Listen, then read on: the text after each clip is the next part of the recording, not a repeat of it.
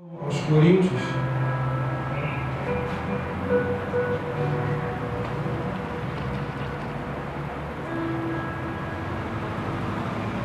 capítulo 6,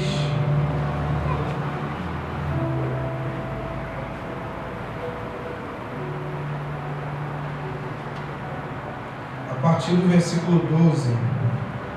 Primeira carta de Paulo aos Coríntios, capítulo 6, a partir do versículo 12. Todos acharam, irmãos?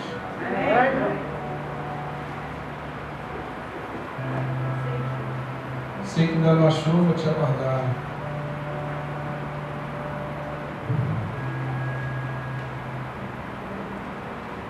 Aleluia! Glória ao nome de Deus. Todos acharam? Amém. Amém, o amém agora foi mais forte. Todas as coisas me são lícitas, mas nem todas as coisas convêm. Todas as coisas me são lícitas, mas eu não me deixarei dominar por nenhuma. Os manjares são para o ventre, e o ventre para os manjares. Deus, porém, aniquilará tanto um como os outros. Mas o corpo não é para a prostituição, senão para o Senhor, e o Senhor para o corpo. Ora, Deus, que também ressuscitou o Senhor, nos ressuscitará a nós pelo seu poder. Não sabeis vós que os vossos corpos são membros de Cristo? Tomarei, pois, os membros de Cristo e falo-lhes membros de uma meretriz? Não por certo. Ou não sabeis que o que se ajunta com a meretriz faz-se um corpo com ela? Porque serão, disse, dois numa só carne. Mas o que se ajunta com o Senhor é um mesmo Espírito. Fugir da prostituição. Todo pecado que o homem comete é fora do corpo. Mas o que se prostitui peca contra o seu próprio corpo. Ou não sabeis que o nosso corpo é o templo do Espírito Santo, que habita em vós, provenientes de Deus, e que não sois de vós mesmos, porque fostes comprados por bom preço. Glorificai, pois, a Deus no vosso corpo e no vosso espírito, os quais pertencem a Deus. Eu gostaria de ler junto com vocês o versículo 17, num só tom. Mas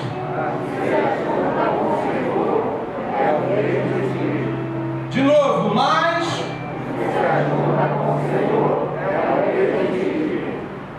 fecha os teus olhos. Espírito Santo, mais uma vez nós queremos te agradecer por esse momento, Senhor. A honra é tua, o poder é teu, tudo pertence ao Senhor, a palavra é tua, os cânticos, tudo, Senhor, tudo vem do Senhor. E mais uma vez nós pedimos a Ti para que venha compartilhar a Sua palavra no nosso coração. Obrigado, Espírito Santo, que nada venha interferir na Sua palavra, que nada venha interferir no crescimento dessa semente lançada nessa noite. Em nome de Jesus. Amém.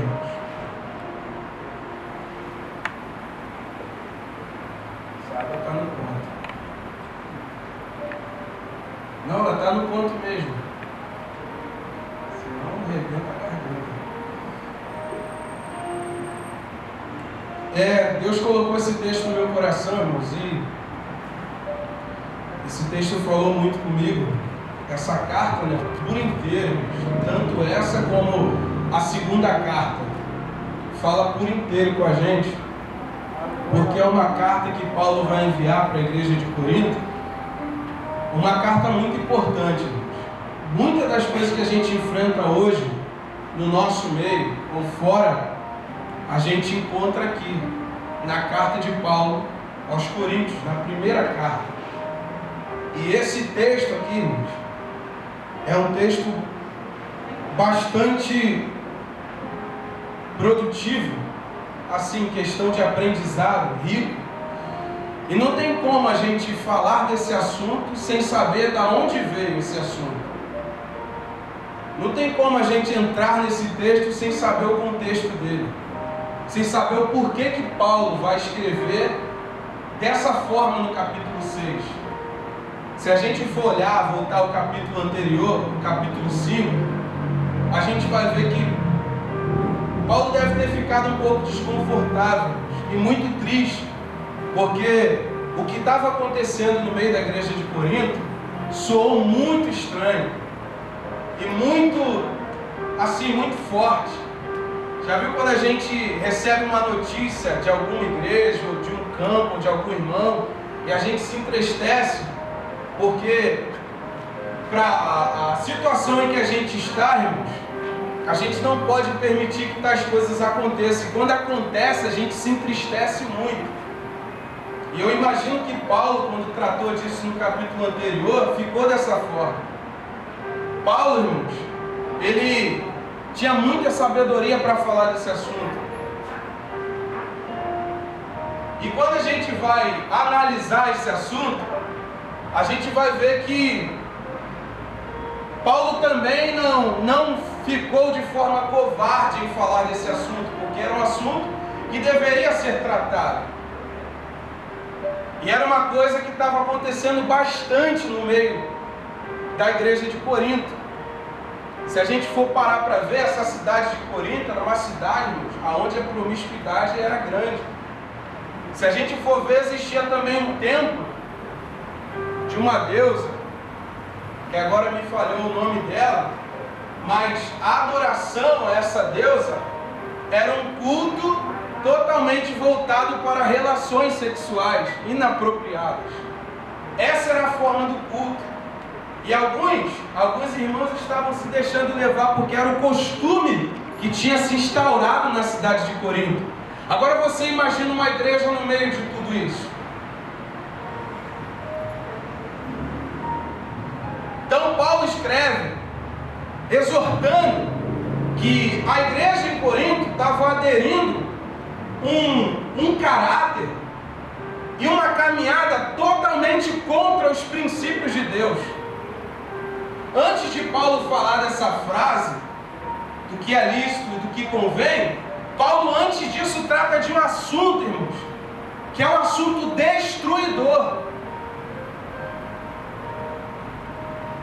E Paulo começa a falar, irmãos, veio até o meu conhecimento que está acontecendo no meio de vocês um comportamento que nem entre os gentios, que talvez bebiam, se prostituíam, fazem. Por que Paulo trata dessa maneira? Porque se eu sou ímpio, eu estou do lado de fora, eu tendo, irmãos, a me prostituir, a beber, eu estou à mercê do mundo. Mas desde o momento em que eu pisei na Terra Santa e aceitei o cristianismo, aceitei Cristo como meu Senhor, aceitei a casa de Deus como a minha casa, eu estou proibido de ter um comportamento contra os princípios de Cristo. Não dá, irmãos. Paulo combate esse assunto. Ele fala, tem um rapaz aí que é tão grave falar, mas a gente já ouviu tantas coisas por aí, irmãos, que isso não vai ser mais grave ouvir. Tantas coisas que a gente tem escutado. Se a gente ligar a TV, os nossos irmãos, infelizmente, estão dando um testemunho que não é seu. Estão assumindo uma identidade que não é dele. Paulo fala, olha, tem um rapaz que ele, por algum acaso, se envolveu com a própria mãe de seu pai. Talvez o senhor fale, nossa, mas o que a gente tem tanto ouvido, irmãos? Não é diferente daquela época. O que vai valer é qual vai ser o nosso posicionamento diante de tudo isso. Se nós vamos propagar o erro, a discórdia, a calúnia, a sujeira, ou se vamos servir como curativo. Paulo fala, olha, retira esse rapaz do meio, faz esse favor, já julguei no espírito, que o que tal coisa fez, irmãos, vai receber a devida sentença. Mas tira do meio. É claro que naquela época não tinha cura da alma. Vacilou, irmãos, era faca de 2 gumes. Deu mau testemunho, era faca de 2 gumes. Retirava do tempo. Hoje a igreja tem um entendimento renovado. Hoje a igreja, antes de expulsar, traz para perto para tratar. Mas e se a pessoa recusar o tratamento? Aí é por conta dela. É o que Paulo está tratando no capítulo 5. Mas retira. Por quê? Porque se os outros, que são fracos em entendimentos, meninos, verem a postura, talvez eles façam o mesmo. Paulo teve que tratar desse assunto. É preciso coragem, irmãos, para tratar de assuntos que vão contra os princípios de Deus e que algumas pessoas têm no seu pensamento. É uma prática que eu posso porque eu sou livre. Faço porque eu posso, porque eu quero, porque eu me mando. Só que mais para frente a gente vai ver que o cristão não se manda. Mais para frente a gente vai ver que o cristão não é dono do seu próprio corpo. Porque é o que Paulo fala. Paulo até foi um pouco rude, olha, entrega a Satanás. Alguns falam, nossa, entregou a Satanás. Mas leia o restante. Paulo fala, entrega a Satanás para que o seu corpo seja destruído, mas a alma seja salva. Aqui está a sabedoria. Aqui está a sabedoria de Paulo. Ele entrega nas mãos de Satanás, é como se ele tivesse dito assim, olha, irmãos, deixa essa pessoa viver pela conta própria dela. Só que ele diz, para que a carne seja destruída, mas a alma seja salva. Porque por mais que Paulo estivesse correto em tirar da igreja, por mais que Paulo tivesse correto em arrancar do meio, Paulo não poderia fazer disso motivo para condenar alguém para o inferno. Ele disse para tirar do meio, mas ele não falou para ela ir para o inferno. Ele disse para que ela seja salva. Porque por mais correto que eu esteja em cobrar de alguém, eu não posso punir alguém, sentenciar alguém. Porque imagina Paulo, olhando para o seu próprio espelho, quem fui eu para hoje dizer para esse rapaz, você vai para o inferno? Quem fui eu para dizer para ele, lança no inferno, Senhor? Paulo disse, destrói o corpo, mas salva a alma.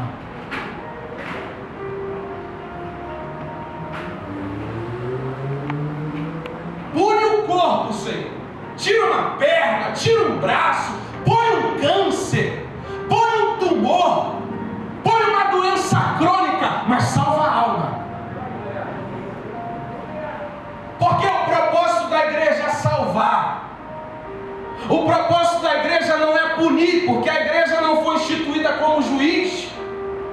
A igreja foi instituída como uma sala de cura e cirurgia. Por mais certo em que ele estivesse de falar, mata o corpo, ele disse, salva a alma.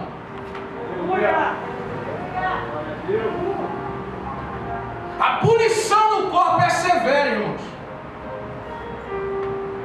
Então Paulo está tratando desse assunto, ao ponto dele dizer, limpai o meio de vocês, tirem o fermento velho, para que vocês possam se revestir de uma nova massa.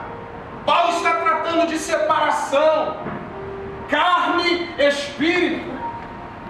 Paulo está dando um conselho, se não retirar o fermento velho, não dá para ser uma nova massa.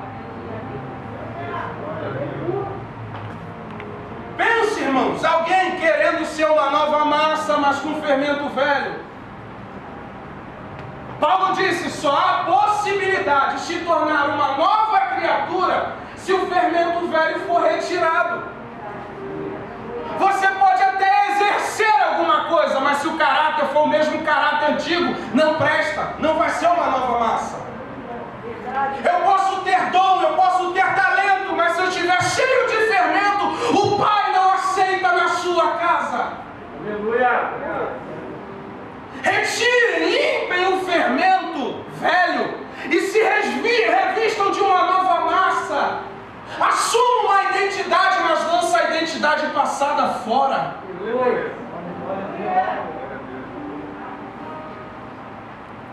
Lembra do que foi falado na palavra passada? Paulo teve que abrir mão do cabra macho que ele era, do brigão que ele era, sentenciador, mandava carta, perseguia cristão. Paulo teve que abrir mão do fermento velho, senão Deus não tornaria ele uma massa nova.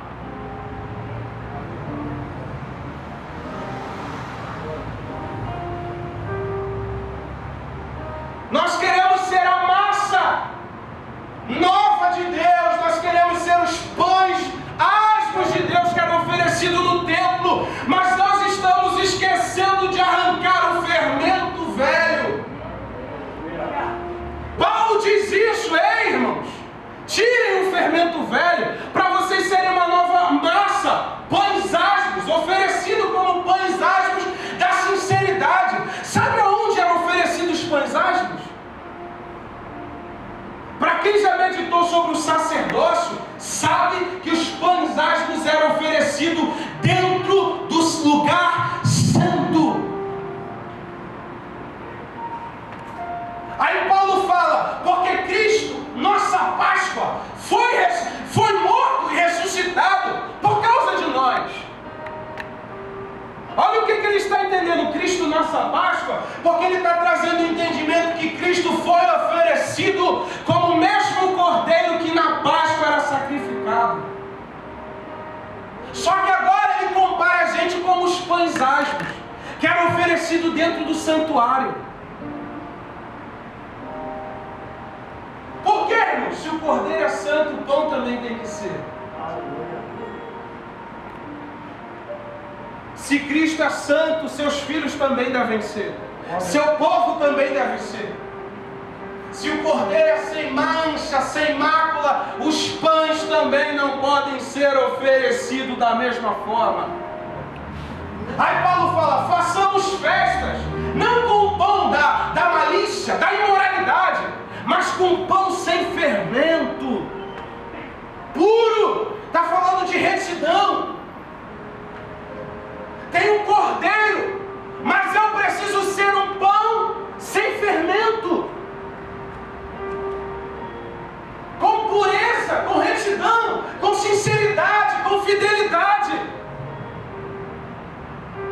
Queremos um cordeiro santo, mas não estamos dispostos a ser um filho santo, uma massa santa.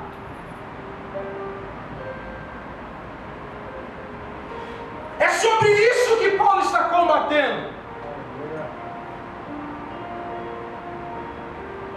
Vocês até entram no lugar santo, mas com fermento. Vocês até participam do momento sacerdotal, mas com fermento.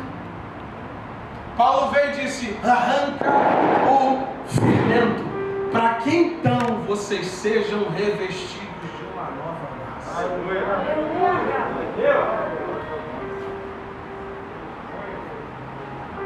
Olhei para dentro de mim e falei, Senhor, quantas vezes eu fui cheio de fermento para festejar? Quantas vezes eu fui festejar a festa dos pães asmos, a Páscoa do Senhor, cheio de fermento? É uma linguagem figurada, irmãos. Quantas vezes a gente vai prestar culto com o coração dividido?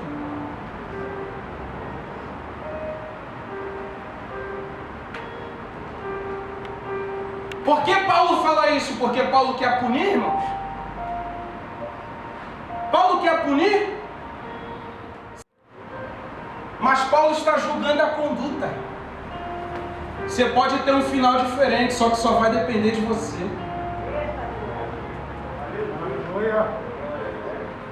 Porque se o Cordeiro é santo, a arca é santa, o incenso é santo, os pães são santos, as cortinas do templo são santas, os sacrifícios do altar são santos, as pedras que desenham o templo são santas. Se Ele é santo, nós devemos para Ele santidade e pureza. Deus não quer punir você ao inferno, mas se a tua conduta for contra os seus princípios, não tem como Ele ir contra a sua justiça.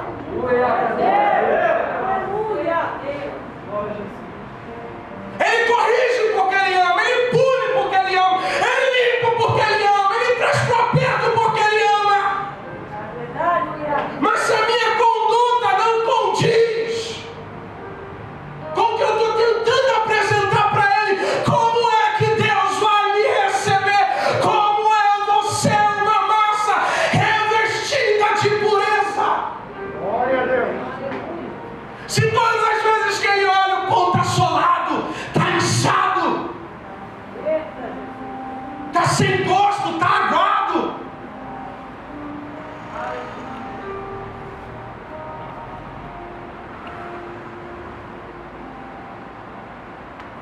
Abre mão, não seja mais rancoroso, não seja mais ímpio, não seja mais impuro, não seja ruim. Abre mão, que aí então eu revisto você.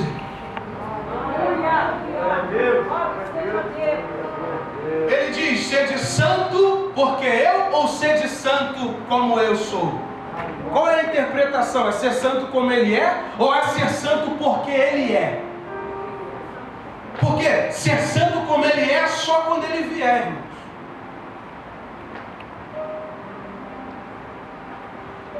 Eu sou santo porque Ele é.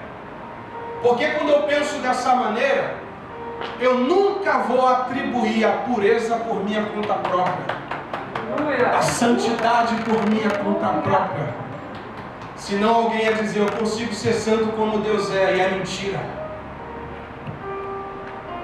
Eu sou santo porque Ele é, não como Ele é. Agora, quando Ele vier, seremos semelhantes a Ele, porque assim como Ele é, o veremos.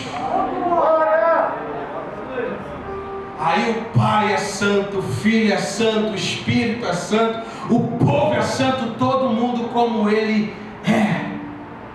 Mas aqui, irmãos, ser santo como Ele é não dá, mas ser santo porque Ele é dá. Porque Ele é santo, eu mudo meu linguajar. Porque Ele é santo, eu ando de forma decente. Porque Ele é santo, sou fiel a Ele. Porque Ele é santo, me visto como Ele quer. Porque Ele é santo, me ofereço como Ele quer. Porque Ele é santo, minha família é santa. Porque Ele é santo, meus filhos são santos. Porque Ele é santo, meu trabalho é santo. Porque Ele é santo, minha vida é santa. Meus olhos, minha boca, minha mão, minhas pernas, meu corpo é santo. Porque Ele é santo. Nossa, como que você consegue? Não sou eu, é Ele em mim. Nós nunca vamos ser como Ele é, porque ainda estamos aqui. Só vamos ser semelhantes a Ele quando Ele nos levar.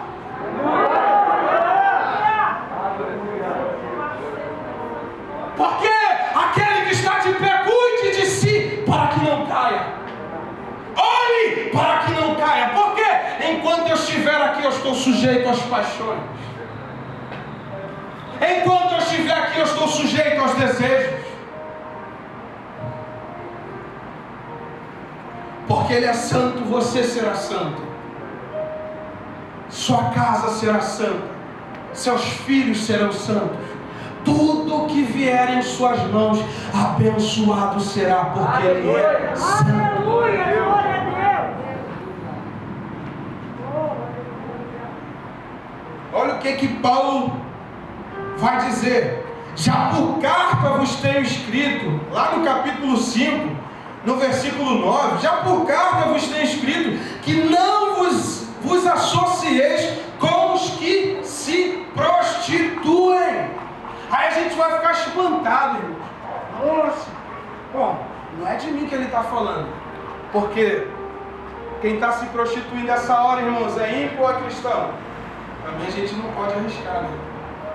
Com as coisas que estão se acontecendo por hoje, se alastrando, a gente até arrisca em dizer: é um homem, é uma mulher santa e certa. Só que o que Paulo está tratando aqui, irmãos, quem lê só essa parte vai dizer: não é de mim que ele está falando. Mas aí ele faz questão de dizer: irmãos, eu não estou falando diretamente com os que se prostituem, com os devassos deste mundo, porque senão era melhor a gente sair do mundo. Opa! Então Paulo não está falando do macumbeiro, Paulo não está falando do prostituto, da prostituta, que são ímpios diante de Deus. Paulo diz: irmãos, eu estou falando com aquele que, dizendo-se irmão, for prostituta. Que dizendo-se irmão, for beberrão. Que dizendo-se irmão, for idólatra. Com esses, não entra nem dentro da casa, não toma café, não conversa, não se associe. Porque diz uma coisa que não é. Aí você olha para dentro de si e fala: meu Deus, é com a gente que ele está falando. Não é com o povo lá fora, não. É com alguém que está dizendo ser uma coisa que não é.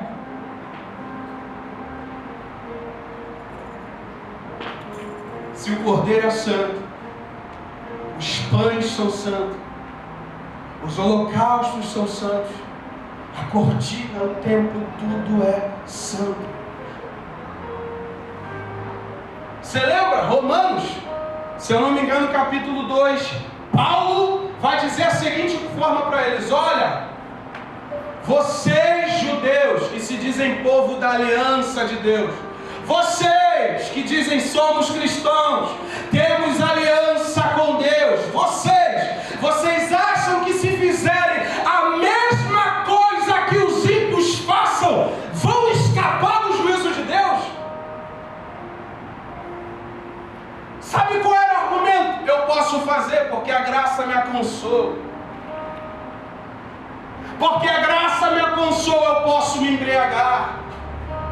Porque a graça me alcançou, eu posso me prostituir. Eu tenho liberdade porque Cristo me deu esse acesso. Aonde que isso está escrito? Porque alguns estão falando de uma falsa liberdade. A igreja está no estado que está hoje. Porque os beberrões já não são os de fora, são os de dentro. Os prostitutos já não são os de fora, são os de dentro. Irmãos, não tem como. Paulo no capítulo 5 fala: vocês estão tão inchados que vocês nem se entristecem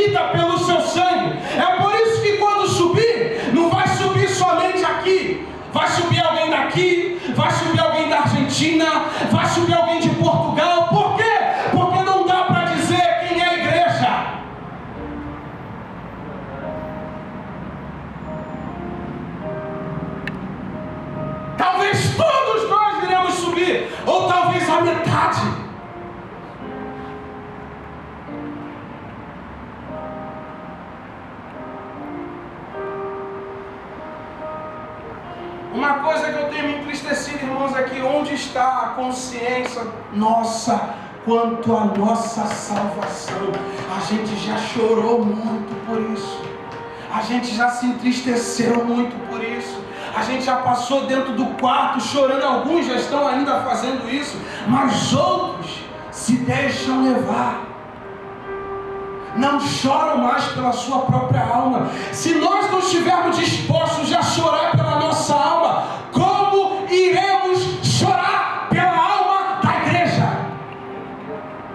Se eu não consigo ser responsável por mim, como serei responsável pela igreja?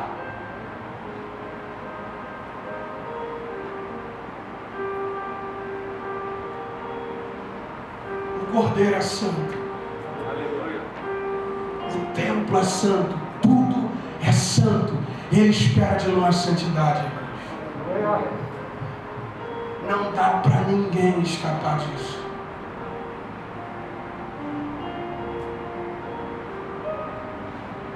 Olha o que ele disse.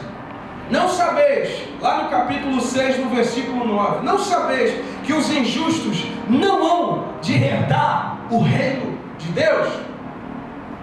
Não erreis, nem os devassos, nem os idólatras, nem os adúlteros, nem os efeminados, nem os sodomitas, nem os ladrões, nem os avarentos, nem os bêbados, nem os maldizentes, nem os roubadores herdarão o reino de Deus. Até aí está tudo bem. Aí Paulo vai.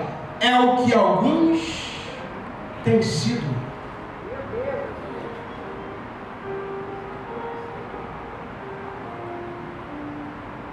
Você está me julgando? Não. Você está me sentenciando? Não.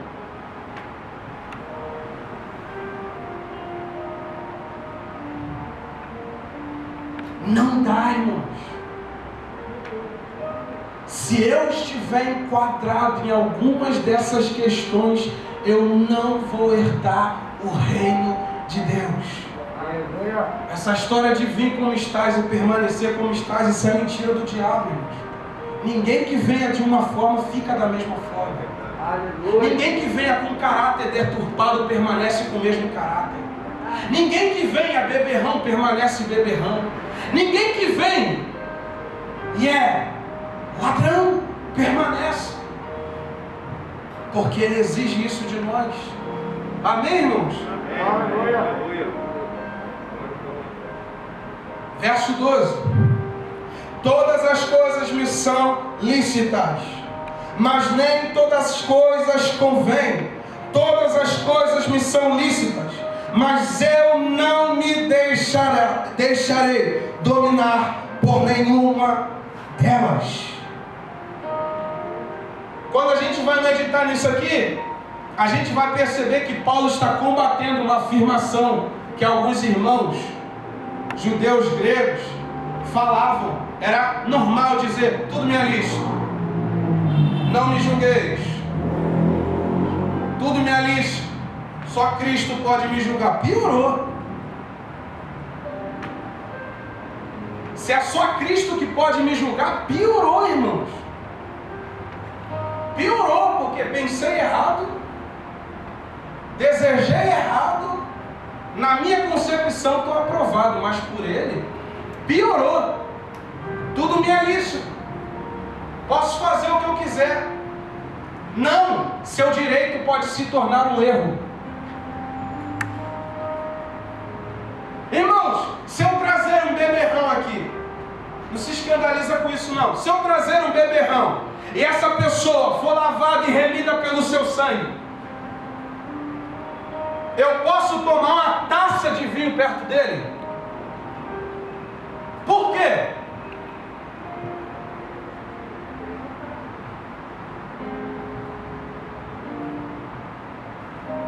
É lícito? Não convém? Meu direito pode se tornar um erro. Eu posso contribuir para a perdição de alguém. Porque tudo me é lícito. Alguns, por dizerem tudo me é lícito, estavam vivendo na promessa promiscuidade, tinham relações com todo tipo de pessoas, porque diziam, tudo me é lícito.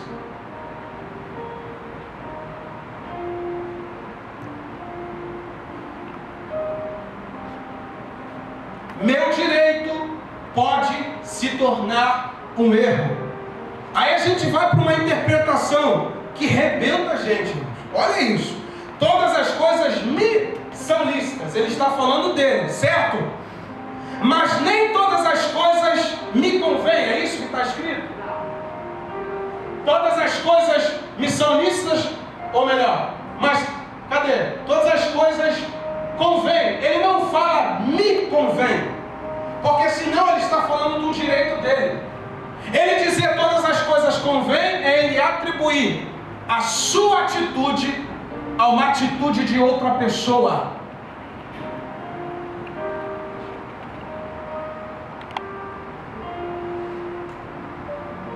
Irmãos, se um membro se afastar e viver diante dos bares ou diante de festas ilícitas, até aí tudo bem, porque é uma pessoa que acabou de chegar. Mas você imagina um pastor fazer isso? Tem coisas que para mim pode ser lícito fazer, mas tem coisas que para o líder não convém que ele faça. Por quê? Porque o testemunho dele é diferente do meu. As guerras que ele enfrenta são diferentes das minhas.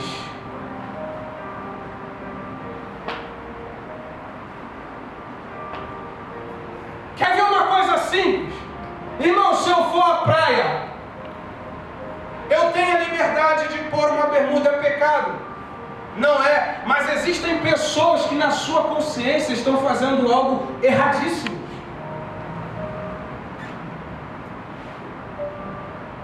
Me convém julgá-la? Não. Mas para mim convém, mas para ela não. Porque talvez a concepção dela seja diferente da minha.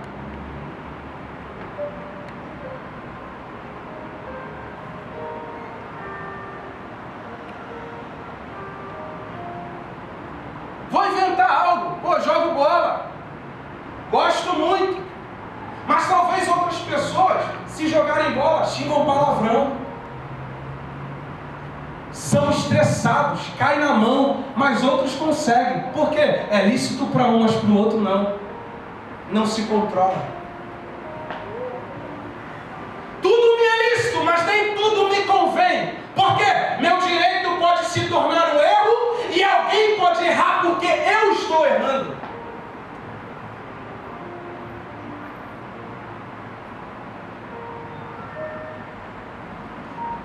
Todas as coisas me são lícitas, mas eu não me deixarei dominar por nenhuma delas. Existe um texto que fala que se eu me torno escravo de alguma coisa, logo essa coisa é o meu Senhor. Aí a gente entende a liberdade. Existem pessoas que vão provar de uma liberdade que futuramente podem ser escravos daquilo. Paulo disse, não convém que você faça.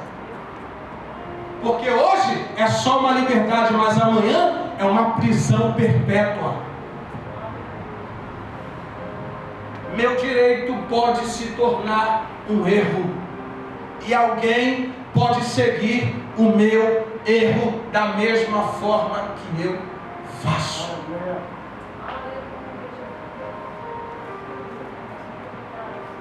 Os manjares são para o ventre, e o ventre para os manjares. Deus, porém, aniquilará tanto um como os outros. Mas o corpo não é para a prostituição, senão para o Senhor. Não é porque eu sinto desejo de me alimentar pão, que quando eu sentir desejo de ter relações impuras, eu vou sair por aí. Porque se a gente for estudar a fundo, muitos estavam pegando essa frase, tudo me é lícito, e dizendo, a relação é como a fome que eu sinto por alimentos. Alguns estavam vivendo assim,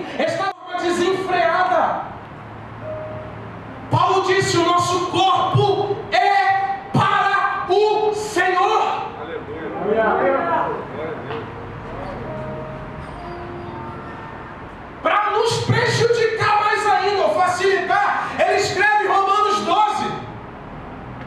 Para o quê? Para que eu apresente o meu corpo como um sacrifício diante dele. Seu corpo é santo.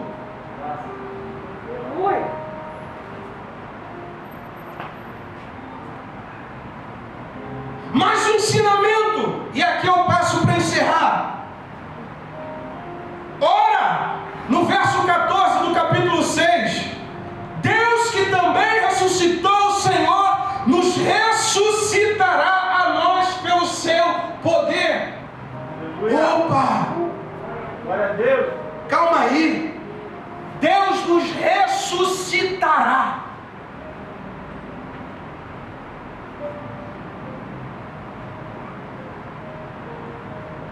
Aí Deus falou algo no meu coração. Um corpo destinado, presta bem atenção, um corpo destinado à ressurreição não deve se autodestruir. Um corpo destinado à ressurreição não pode se autodestruir.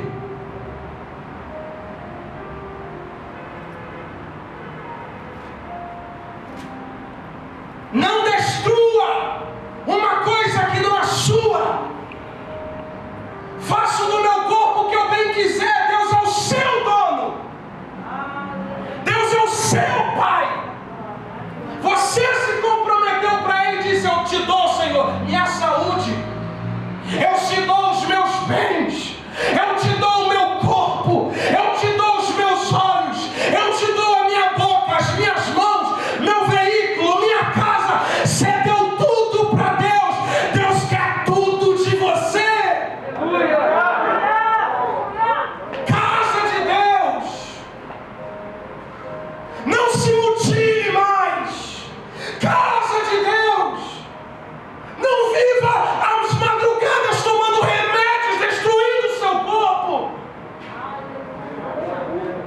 destruindo o seu estômago, o seu ventre.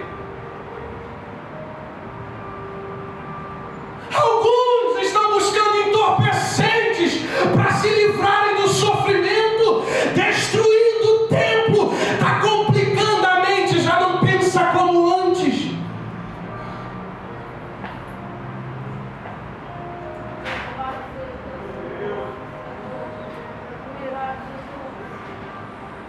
Você pode dizer para o seu vizinho: você.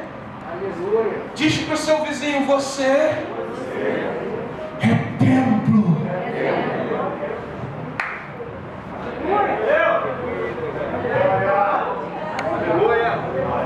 Glória a Deus.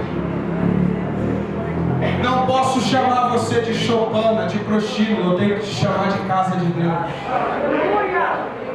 sacerdote de Deus, homem de Deus, mulher de Deus. Deus fez questão de te dar um testemunho. Cuide dele com a sua vida.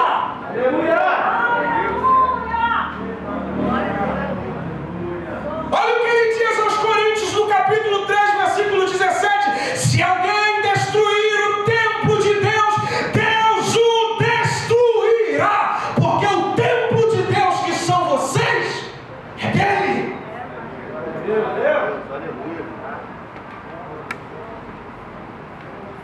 Vou tirar minha própria vida. Quem te disse que você é dono da própria vida para fazer isso? Não aguento, Jesus, o sofrimento é grande. Suporta, mas não fere o templo.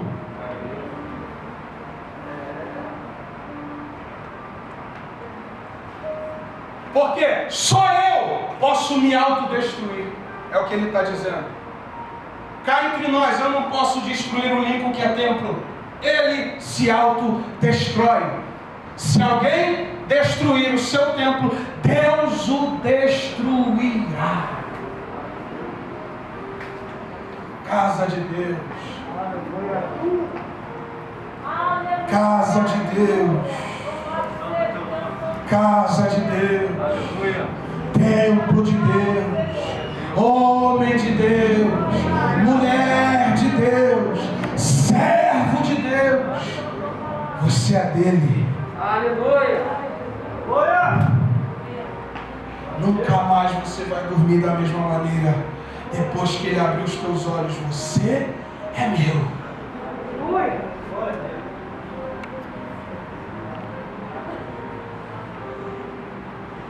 Já viu aquelas pessoas que contam testemunho só depois que a gente vai saber? Eu fui na cozinha, peguei um instrumento, peguei uma tesoura, peguei uma faca, e quando eu fui encostar no meu pescoço eu não consegui. Fui me lançar na ponte, mas alguém passou e me socorreu. Por quê? Porque o seu dono se manifestou. Aleluia. Se coloque de pé.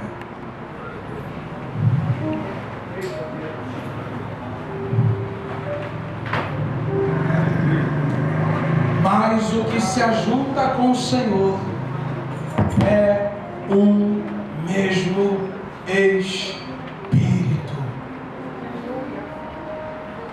Quando você faz isso aqui, ó, Deus respira junto com você. Quando você levanta e vai trabalhar, Deus se levanta junto com você.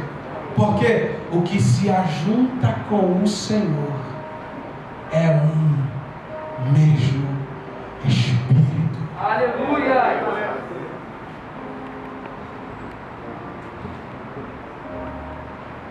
Será que você pode fechar os seus olhos e dizer: